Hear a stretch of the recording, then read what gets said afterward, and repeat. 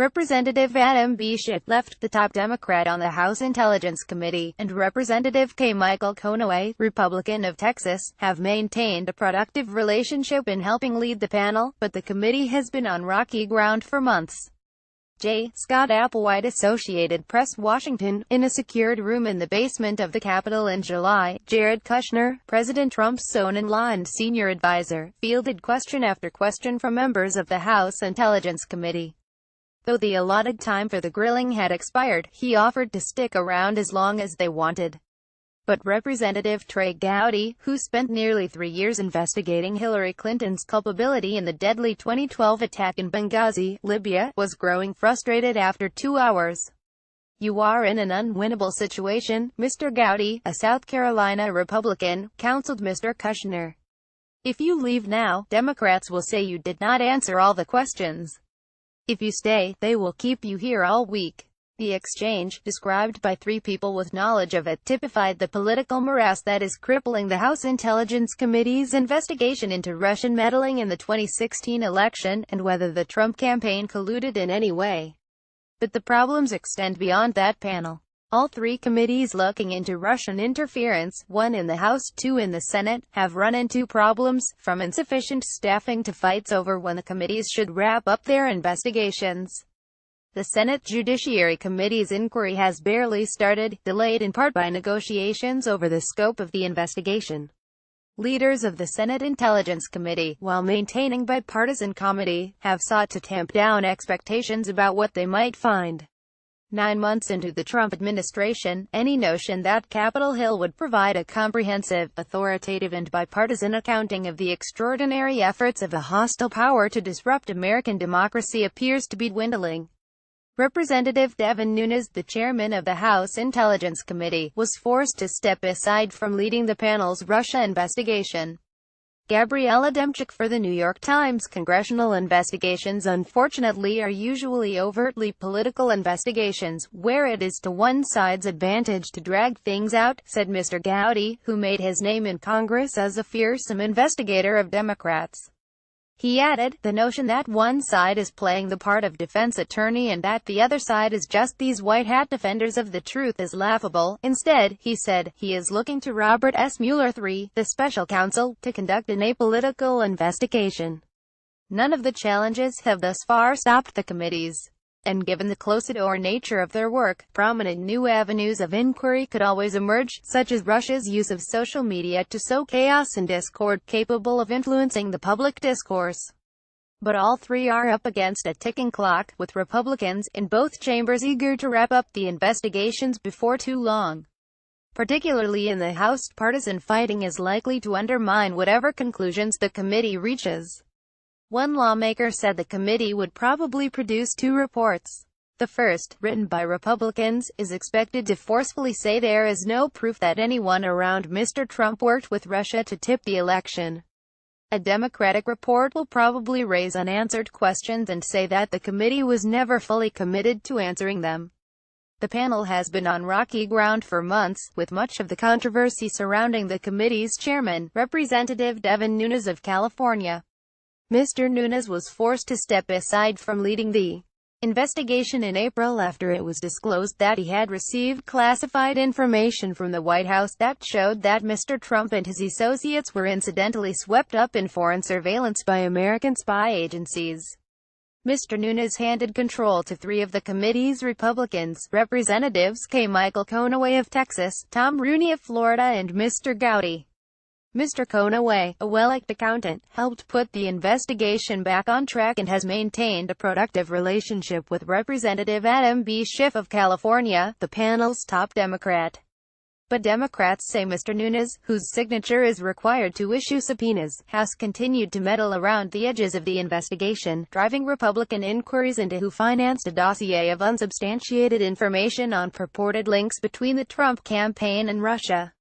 Mr. Nunes, they say, is also participating in an investigation into the revealing of Trump associates caught up in American surveillance by Obama administration officials. "Frankly, I have been doing everything I can to try to get us to do a credible investigation and to reach a common conclusion," Mr. Schiff said.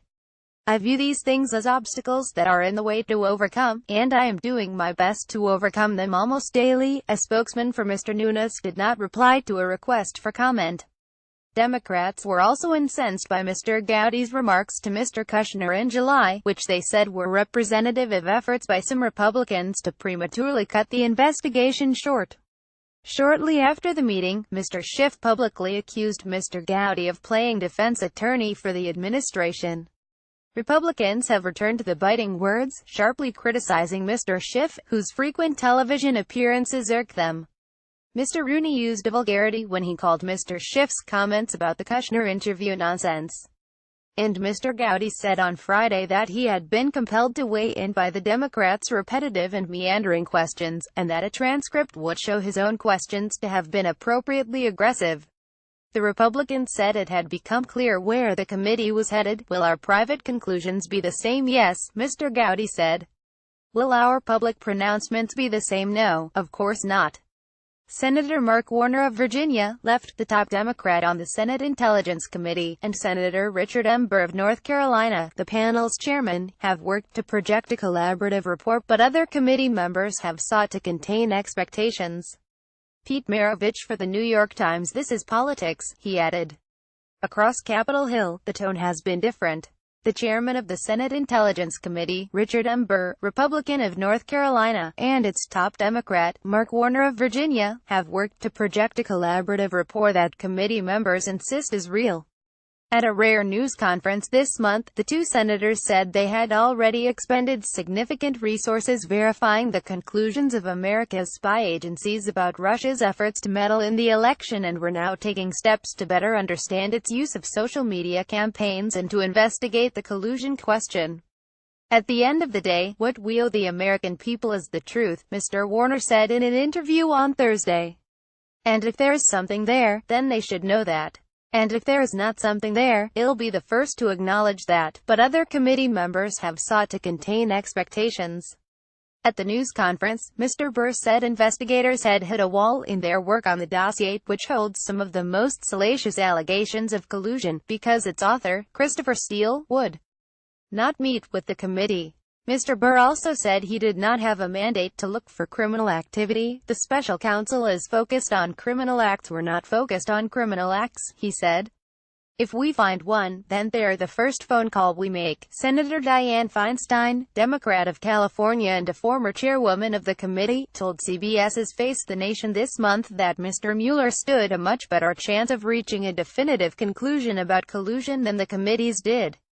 Senator Charles E. Grassley, the chairman of the Judiciary Committee, and Senator Dianne Feinstein, the panel's top Democrat, agreed to investigate topics surrounding the firing of James B. Comey as FBI director, but the inquiry has struggled to get off the ground.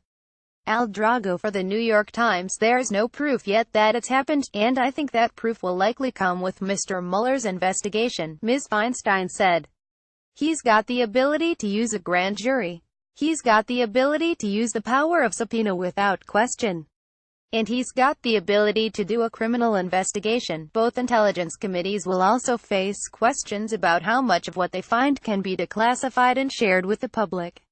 Mr. Burr said on Wednesday that his goal was to have the meat of our business done by late spring, in time for state governments to make changes to their voting systems before next year's midterm elections.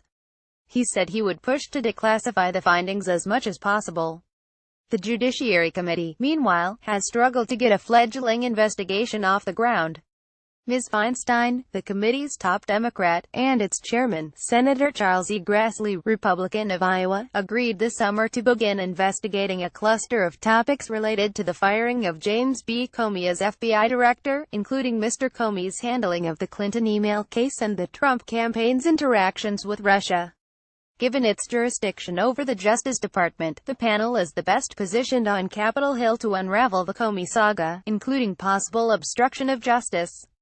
But after a brief flurry of activity earlier this fall, including a close-the-door interview with the president's eldest son, Donald Trump Jr., investigators reached an impasse in recent weeks, as Democrats and Republicans haggle over the next witnesses to call and documents to request.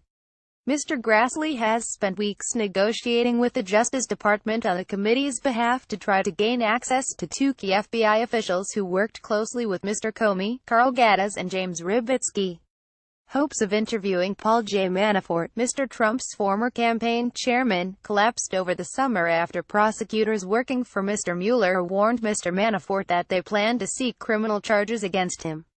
On Wednesday, Mr. Grassley unilaterally sent a flurry of letters requesting interviews and information from current and former Justice Department officials, as well as Mr. Kushner and others involved in a June 2016 meeting at Trump Tower between Trump campaign officials and a Russian lawyer said to be offering incriminating information about Mrs. Clinton. Senators said they were still hopeful that the committee would break through the logjam, but a deal had not been reached as of Friday. The American people deserve a public investigation, said Senator Richard Blumenthal, Democrat of Connecticut, noting that the Judiciary Committee could work more publicly than the intelligence panels. They deserve witnesses who will give an accounting in public under oath.